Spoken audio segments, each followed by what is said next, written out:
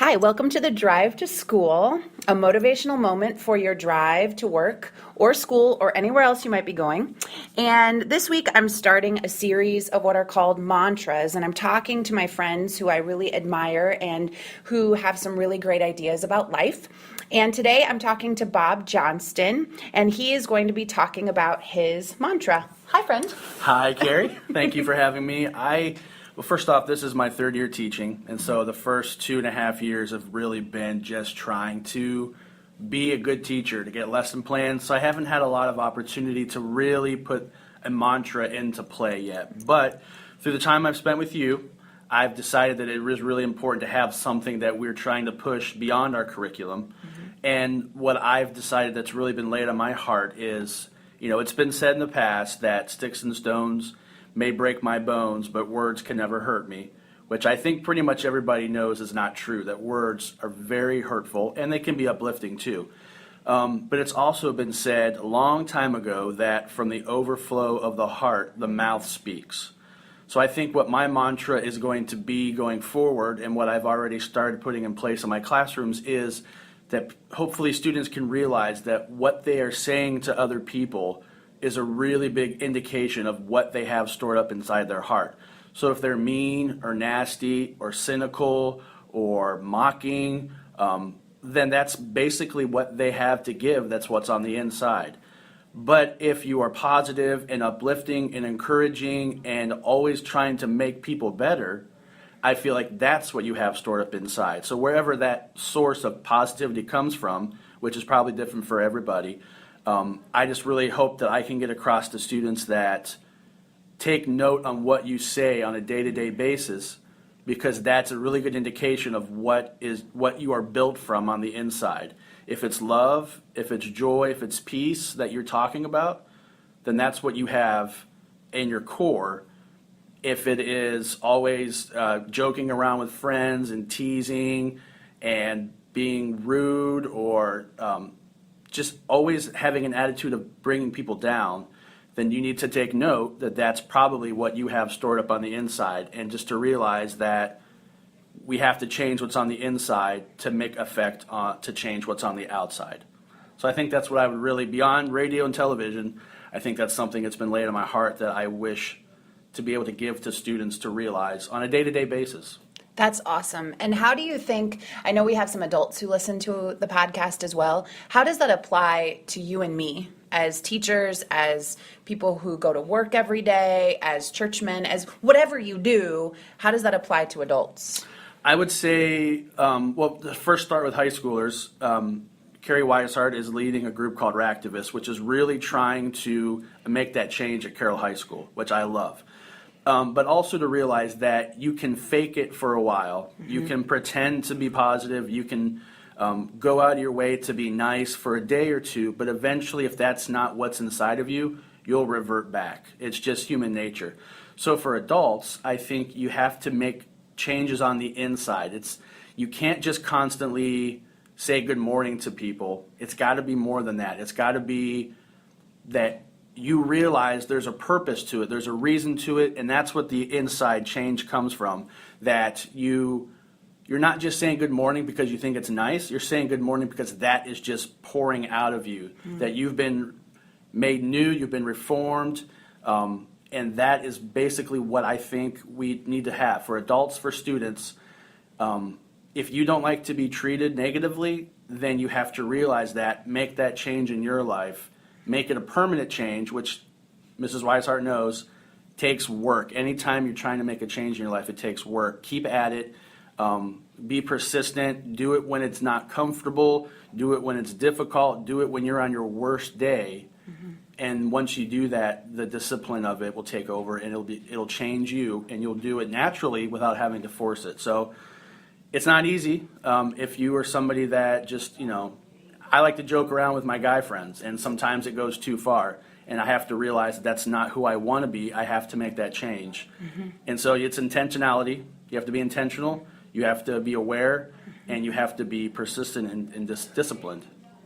I love that. And I love out of the heart, the overflow of the heart comes out of the mouth, and I love that. I think it's an awesome mantra, and I'm so glad that everyone got to hear that today.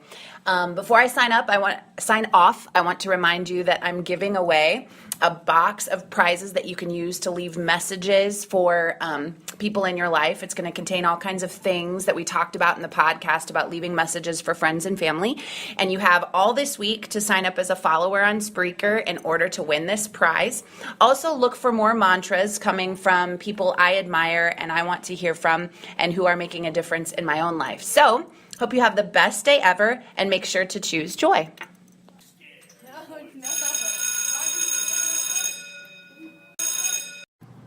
All right. Well, hi, this is Carrie Weishart, and I am recording once again The Drive to School, which is my podcast for your morning commute. It's a motivational moment, and it's for your drive to work or school or wherever you might be going during the day. And every single Monday, I'm interviewing people who I admire and I feel have made a difference in the lives of others, and I'm asking them about their mantras. Today, I'm interviewing my friend Casey Stansifer, also known as Mr. Stansifer to you students from Carroll High School, and I'm asking him what his mantra is. So, Mr. Stansifer, what is your mantra? Well, I've got a couple things that I repeat in class that I use for class purposes. One is on test day, I always put on the board, this exam is not an evaluation of your overall worth as a person. And that's easily understood but hard to remember, something that we need to keep reminding ourselves that, we get this chem test back and we get a 63%. That doesn't mean we're 63% of a person. That's merely a reflection of how we did with this skill, with this one area of this one science. I mean, chemistry is just a branch of this, science as a whole. So, it's not a reflection of who we are as people, and I think that's just important to remember. Yeah. Another one that I use is, it's very close to Mrs. Weishart's. I say, have the best Monday of your life, or have the best Thursday of your life. Oh, that's awesome. As people are leaving the room, and the goal is to try to make each day better than the one before it, to try to make each day better than the last. But as far as a mantra goes, as far as my life, not just school related, but life, there's a great quote. It's a Buddhist quote that says, if anything is worth doing, do it with all your heart. And I think that's really important and that's how I start my school year off. And we repeat it at length just to make sure that we remember the nuances of the phrase. But, we bring it up quite a bit because it is important to remind ourselves that, if it is worth doing, it should be worth doing well. And that applies to school, but it also applies to, every aspect of my life. Parenting is one of the great joys of my life, and I want to make sure that I do it well. And I think my kids will appreciate it if I do it well. Right. So I keep asking myself what it means to do parenting well, and how I do that with all my heart. So I'm very intentional about the things that I say, and making sure that I'm a good role model. The things that I do in front of my kids, I think that's important. And it could be something as simple as I take charge of laundry. So all right. And so I'm glad to hear that. Now somebody might say that is doing. Hopefully, that's also doing marriage well.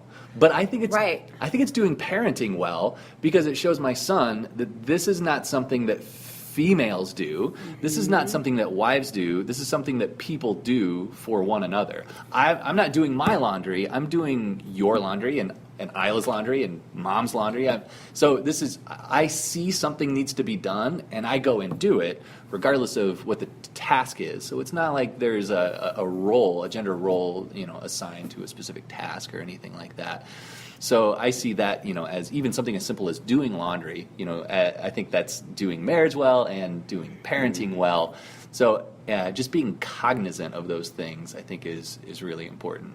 That's awesome, because I'm sitting here thinking how all of your three things are very much connected.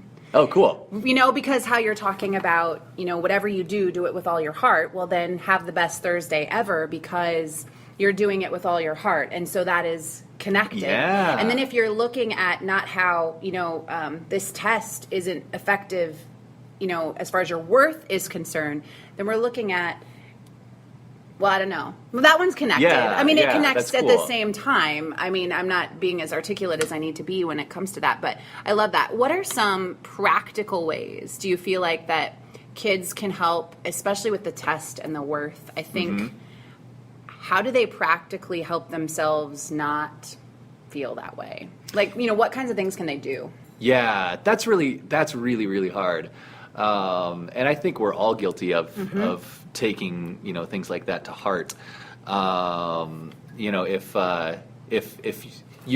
If you absolutely love this band or you love this song, and somebody kind of like, are you kidding me, or Right. you like that stuff? That's not a comment on you, but a lot of times that's how we take it. Right. You're saying that because I like it and it's garbage, therefore I am. I mean, that's kind of the way the mind processes Yep.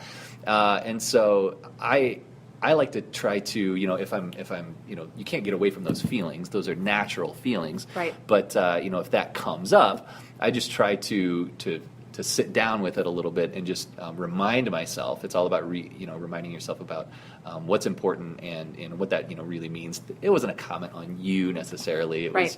It was just their reaction, and we can't control how people react in certain situations. We can only control how we react to situations. So just reminding ourselves of that, I think, is important. I love it. I love it.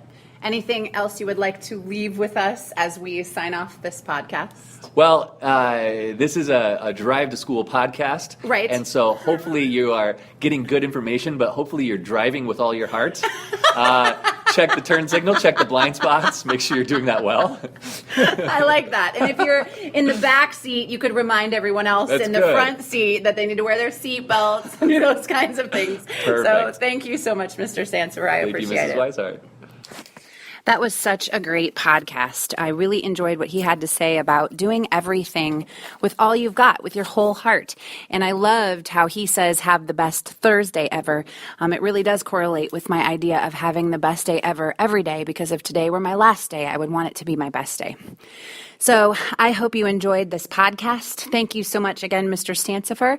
I hope you have the best day ever and that you choose joy.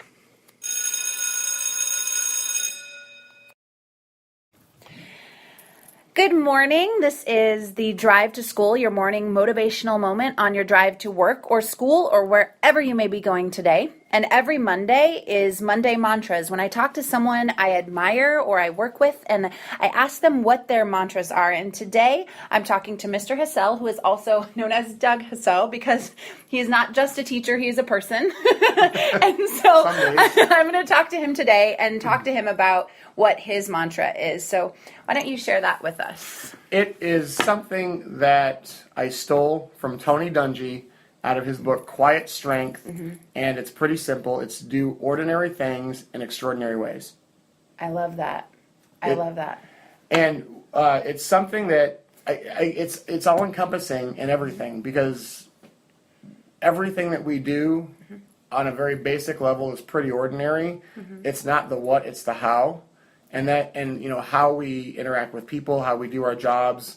I know, because I know how you do your job, that you do these things already. But it can be something as simple as how you say hello to somebody in the hallway. It can be something as how you're in your class. It can be how you send an email, whether it's 1 word or 1,000 words.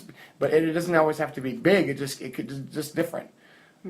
I believe that we are here for a reason, and that our paths don't cross incidentally, and that if someone comes into our life, then they're there for a reason, and let's make the most out of it, and let's find a way to make it memorable. Right. So, whether it's just the way that you did your introduction, it was like super high energy. That's an ordinary thing, but it's done extra. Like we just did this send off. Well, let's recognize kids, but let's do it in a really unique and profound and awesome way. I love that.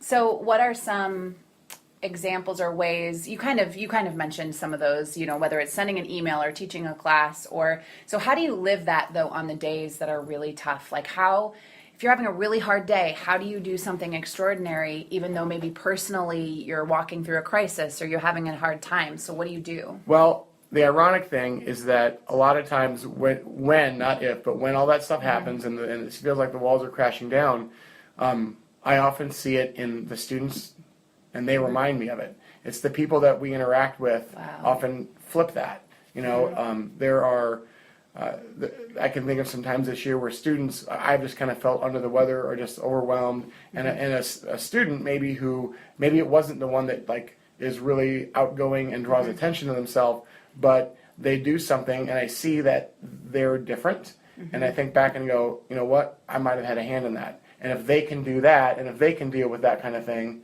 oh, then I can too. So it's a very much give and take type of a thing.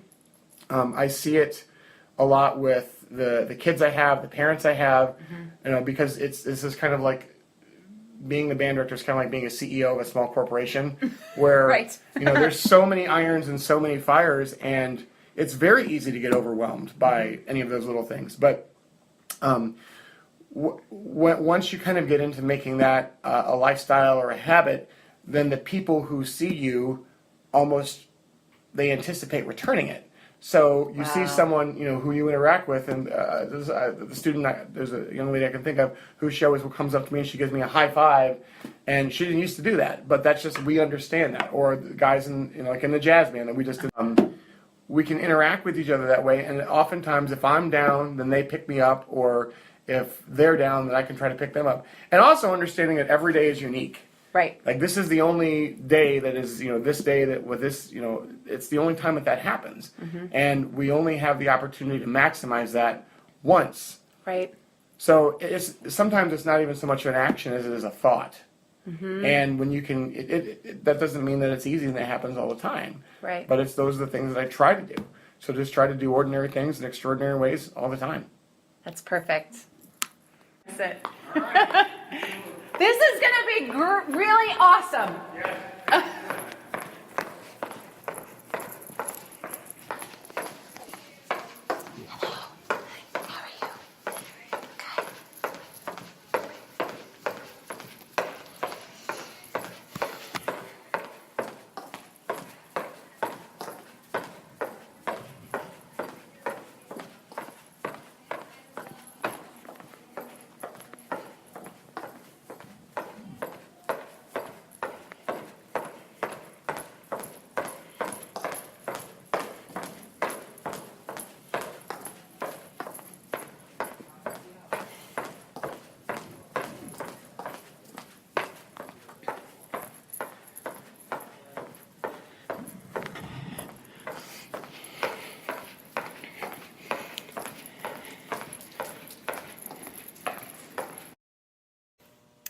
Good morning and welcome to the Drive to School. This is Mrs. Weishart, or Carrie Weishart for others who know me by a different name, and this is your Drive to School, your morning motivational moment for your drive to work, school, or anywhere else you might be going today. And today is Monday Mantras, and I'm talking to one of my very favorite people, Mr. Taylor, or Matt Taylor, or I like to call him Matty Taylor, but he tells me it's Mr. Taylor. He's going to talk this morning about his own mantra. Good morning, Matt. Hey, good morning. Yeah, my mantra today, just something I've been thinking about recently, is for us to do everything that we do with a purpose. I really believe strongly that having a purpose really it gives you like a reason, for doing what you're doing. It makes it so that we're not just kind of walking through life like zombies. With nothing, with not knowing what we're doing, and I think having a purpose in life can be seen in everything that we do. Like I have a purpose for living. I often will see, maybe on TV I'll hear something, or on Twitter I'll see something on my feed where people are like, why are we here? What am I on this planet for? What's the reason for living? Like, what is this? And I think those are really great questions to ask. And I also think that we need to have a reason. We need to have answers to those questions. And so I have like just a main purpose. I know why I'm here. And for me, that truth comes from the Bible, and it guides things that I do. I know that part of what I'm here to do is to build relationships with people and just to love people. And so having that main purpose for living, I think, is huge, but also just in everything that you do. Whether you are a student at Carroll High School, whether you are a grown adult and you have like a real job, which sometimes can stink. Having a purpose for what you're doing is essential. For me, as a teacher, if I didn't have a purpose for what I'm doing, this job would not be one that I would choose, but it's not the easiest. But we have a purpose, and it's to be an influence and to love kids and to get them to reach their full potential in whatever they're doing. I just picked up a track coaching position. Not something that I know a ton about. If you're listening, track guys, you know this already. But there's a reason for why I did it, and it's to have an influence on like a smaller group of those kids and to help them, be the best they can be. I play the drums at my church. And sometimes it's easy to sort of forget why you're doing what you're doing. And for me, playing the drums at church is not to be awesome and to steal the show and to be perfect. It's to lead people into a time of worship. And there's just a reason for everything that I do. For relationships that you choose to engage in and make, there needs to be kind of a reason for that. Otherwise, we kind of just walk around. And we can live a dull life pretty easily without a sense of purpose. Today at Fusion Club, actually this morning before school, it's a club that meets. It's a student-led club where there's music at the beginning, and then they give a kind of just a life talk about how you can live your life a better way. Even this morning they talked a little bit about purpose, which I thought was really cool. Oh, that is cool. And I think they made the statement, "Don't go living your life like Webkins." And I didn't know what this was, but it's this computer program where you can raise like a virtual animal. Really? And like feed them, and you just walk around and you eat food, and you can gain fake money to buy more food to Really? eat it. Huh. I guess. Huh. And I thought it was kind of a cool visual because those things are walking around with there's no purpose. What's the reason for that, And so having a purpose can eliminate that, and we can avoid living a dull life. Do you ever feel like you struggle even though you have a purpose? Like, do you have to remind yourself? Oh my gosh, every day. And not just once a day. Right. Like sometimes every class period of the day, I have to remind myself why I'm here. And why I'm a teacher is not so that I can teach parabolas. Parabolas are really important. Right. Believe it or not, that's not like my main focus and my main reason for being here. While I do think learning math is really important, I have to remind myself that that's not it. Because if I don't have a purpose, sometimes this job would it would be really hard. So you have to remind yourself every day. So I think what Mr. Taylor is saying is really, really important about purpose. Because then when you're really struggling or you're depressed or you're having a hard time, you go back to, wait, this is what my purpose is. And I think sometimes maybe your purpose can shift, like where you are or what you're doing. And, Totally. And so then when your purpose shifts, then you reevaluate and you look at it and you go, okay, this is why I'm here. And if you're struggling with why you're here in general, either of us would love to talk to you to help you discover what your real purpose is. Yeah. And one other thing I would add is, for me, you touched on like a huge thing. It's so easy to forget often what your purpose is. And so having people in your life to even help remind you of that daily, or every day at lunch is, hey, how you doing? How's this going for you? If you have people who can help you and know what your purpose is it can be a game changer. So. Yeah. And so you have to be careful of the people that you choose. Yeah, that's true.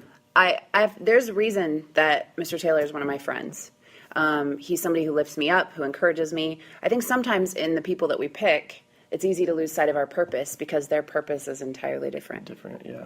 So since we have similar purposes, why don't you tell them when Fusion is and how they can get there if they want to check it out? Yeah. Fusion is on Friday mornings. It is in the small auditorium at Carroll High School. It is a student-led thing. It starts at 7 a.m. That's early. It is. For you. It's super early. Yeah, and so on Friday mornings, I oftentimes will wake up a little bit earlier so that I can go to Starbucks so that I don't fall asleep at the end of Fusion. So maybe sometime we Yes. should do a podcast about your addiction to coffee. Well, so that's a whole different story. That's maybe for Tuesday. That's when there is no podcast on Tuesdays. Well, thank you, Mr. Taylor. And for those adults listening in, although you can't join us at Fusion, I do encourage you to surround yourself with people and go places where you can be encouraged and continue to be reminded of what your purpose is. So thanks for hanging out with us today. So that was a super important message from Matt Taylor, one of my great friends. I hope you have the very, very best day ever and that you choose joy, and we will see you again on Friday.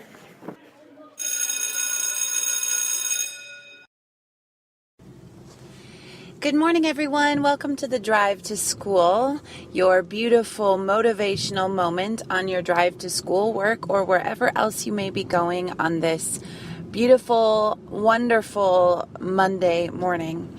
And today is Monday Mantras, and next week we will get back to some special guests that I'm going to have. I have a whole lineup of 3 or 4 more awesome guests that we're going to be interviewing and talking to about their mantras. But today I'm going to focus on my 2 mantras, the mantras that I close out every show with, every podcast with, and my 2 mantras are choose joy and best day ever. Now, I talk about them regularly, but really all I do is kind of use those phrases, and I use my mantra that goes with best day ever, where I always say, today is the best day ever, because if today were my last day, I would want it to be my best day. So today is the best day ever. But I wanted to explain my mantras a little bit better today and really talk about why I've chosen the 2 mantras that I did. The first one really started when I took a group of theater students to New York City. And actually, it's fun that I'm talking about this today because tonight I'm actually having my meeting with my students. We are taking 55 students to New York City this June. And so I'm sure I will be using my mantra regularly. And basically how this happened is when I took the students to New York City, there are always things that happen on trips that can make people frustrated. Perhaps you have to wait in line, perhaps something you have to be flexible about, like a time changes, or maybe the place that you wanted to go the most, you don't get to go there, or someone else is frustrating you because, here you're thrown together with 5 other kids for a few days, and sometimes that can be frustrating when you're tired and when you're weary, and so it's just like when you squeeze a toothpaste tube, what comes out, you find out on trips, when people get frustrated and pushed and squeezed, you find out what comes out. So on all of these trips I take, I started using the phrase choose joy. And I want to talk about the word choose. I think it's probably one of my favorite words in the entire English language. And the reason it is that word offers me so much. The word choose offers me the opportunity to make a choice. And every day I'm offered a choice. I get up in the morning and I'm offered a choice. And I may not choose what happens to me because sometimes things happen that I don't like or that are difficult to deal with, but I certainly choose how I respond to it. And even in the really, really, really hard times, if I can practice choosing how to respond to something and choosing joy, if I can practice that in the little things, then when it builds up to the really big things, that practice will help me make much better choices when I'm faced with the hard things. And I don't just throw that out there willy-nilly. Yes, I did just say willy-nilly. I don't just throw that out there haphazardly. I've been through some really tough things. I lost my dad when I was 22. I have suffered from anxiety. I've walked through really tough relationships with people where they've treated me unjustly. So I'm not throwing that out there to say, oh my goodness, just choose joy. But I can choose how I respond to things. I can choose what I decide to learn from it. I can choose whether I give up on life entirely. We always have a choice. And so that word choose is one of my favorites because it offers me the opportunity to make that decision. I also want to talk about the word joy. I think people often associate the word joy with being giddy or happy or jumping up and down or thrilled. And that's not what joy is. Joy is an inherent contentedness where you're finding the source of your joy in something other than yourself. You're choosing to see the glass as half full. You're choosing to see life as an opportunity. You're choosing to go to the source. And if you wonder for Mrs. Weishart what that source is, I would love to tell you. My adult friends, I would love to talk with you about what that source is. But you go to the source and you see life as an opportunity. So that's why I say choose joy, and that's why I wear it on my arm. My friend Amber Zimmerman, she creates cuffs for me, and I have two of them now, one that says choose joy and one that says best day ever. And I wear those mantras as much as I can on my arm. I have a stamp in my classroom that says choose, and I love to stamp kids' heads and faces and arms with it. That was a gift from my dear soul sister, Nicole Croy. She gave that to me, and I'm able to remind myself on a regular basis to choose joy. So the other mantra, I've talked about this maybe a little bit before, is best day ever. And where did that come from? Well, let me explain. Best day ever just started one morning when I woke up and I said, today is the best day ever. And I started repeating it to my students, repeating it to my friends, posting it on my social media, Facebook, Instagram, Twitter. And then the more I started saying it, the more I believed it. And of course I get groans and moans sometimes when I say that to students, at least in the beginning, because they say, Mrs. Weishart, or my friends say, Carrie, there's no way that today is the best day ever.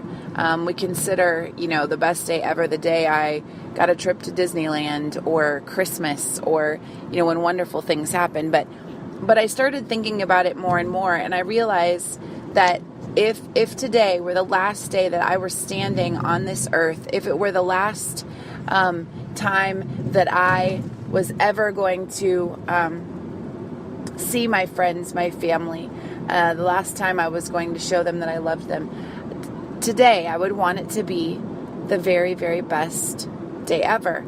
And so I've got to make it that way. It's another choice. I guess when it all comes down to it, everything is a choice. And so I'm going to choose to make every day the best day I can. And so I'm going to use that time wisely. I'm going to say the words I need to say. I'm going to hug and laugh and take advantage of every adventure that I can and make every day the best day ever. So I'm curious, what is your mantra? Do you have one? What do you say to yourself? What do you metaphorically wear on your arm? What do you use to remind yourself to keep stepping forward every single day, to keep walking, to keep running the race to the best of your ability? What is your mantra? And if you don't have one, I would certainly be welcome to share mine. I am always willing and love when I see other people wearing Choose Joy or Best Day Ever or hashtagging it. I love that because if my mantra is inspirational to you, and of course I'm not the first person to ever say Choose Joy in the whole world. It's not an original mantra. So if it helps you, write it down, wear it on your arm, use it to help you be encouraged. So I hope you're enjoying these motivational podcasts. I sure do. I tell you what, they're not just for you guys, they're for me.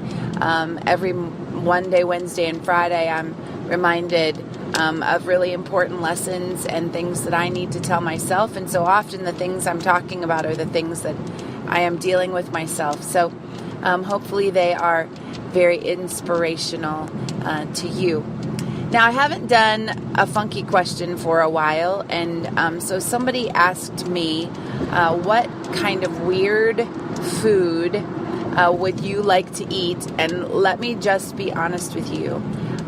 Although I am adventurous in every part of my life, and I am always willing to do weird and crazy things, and I don't care what people think, and I'm willing to try new things and climb mountains and scramble over rocks and hike on paths and, you know, all of those things, I am not as adventurous when it comes to food.